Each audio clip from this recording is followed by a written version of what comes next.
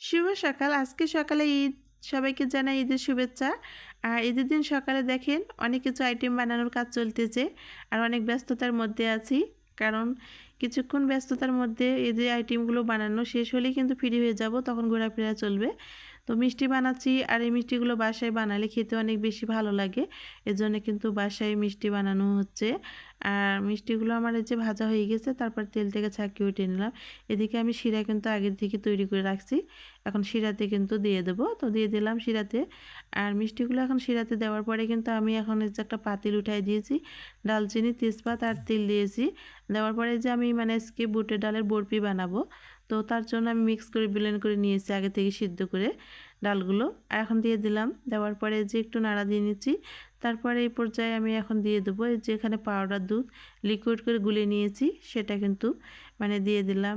আর অনেকে গরুর তরল দুধ দেয়, আমি কিন্তু এটা পাউডার দুধ লিকুইড করে গুলিয়ে নিয়েছি আগে পানি দিয়ে।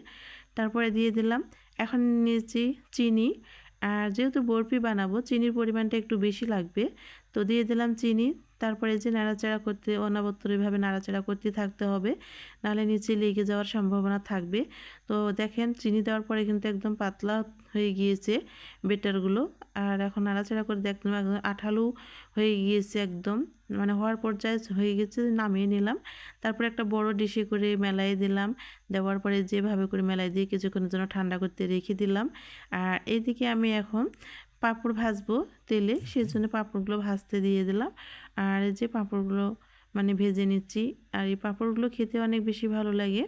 তারপরে আমি এখন বানাবো ফুচকা, তো ফুচকার বলগুলো কিন্তু ভাজতে দিয়ে দিলাম। আর ফুচকার বলগুলো কিন্তু ভেজে নিচ্ছি। তা আসসালামু আলাইকুম, কেমন আছেন সবাই? আশা করি অনেক ভালো আছেন।